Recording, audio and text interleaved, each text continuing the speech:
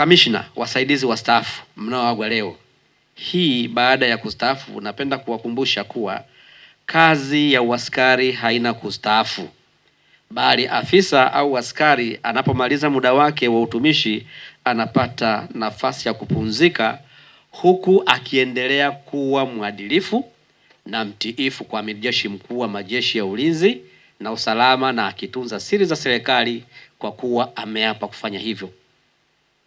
Jambo lingine ambalo napenda kuwakumbusha ni kwamba baada ya kustaafu mnaanza maisha mapya ya kuishi uraiani, hivyo mnatakiwa kujifungamanisha na raia na kushirikiana nao vizuri katika masuala mbalimbali ya maisha.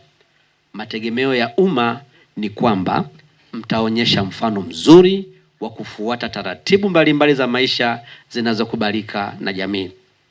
Napenda kumshukuru Mheshimiwa Dr. Samia Suluhu Hassan, Rais wa Jamhuri ya Muungano wa Tanzania na Amiri Jeshi Mkuu kwa kuliwezesha Jeshi la Magereza nchini kutekeleza majukumu yake vizuri.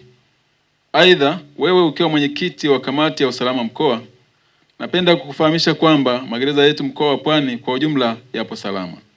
Shughuli zetu mbalimbali zinaendelea licha ya kwamba changamoto mbalimbali za utendaji hazikosekani.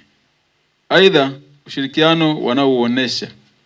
Hali kadhalika nawashukuru wakuu wa magereza ya mkoa huu kwa kutuunga mkono katika maandalizi na kufanikisha hafla hii.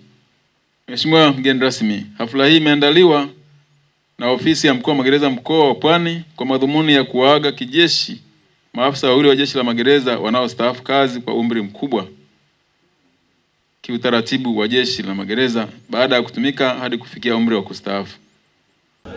Tujue kwamba sisi bado hatujawa wastaafu, tuna nafasi yetu katika jamii, ikiwa ni pamoja na kuhakikisha kwamba tunatunza siri za serikali, lakini pia tuhakikishe kabisa kwamba tunafanya kazi na jamii na kwa kuisaidia jamii iliyopo kwa kuielekeza, ili kusudi tuweze kuishi nao vizuri na jamii yenyewe iweze kuishi vizuri. Kwa ujumla, kwa utumishi wangu wa miaka 36, nashukuru kwamba nimefanya kazi kwa uaminifu na uadilifu mkubwa.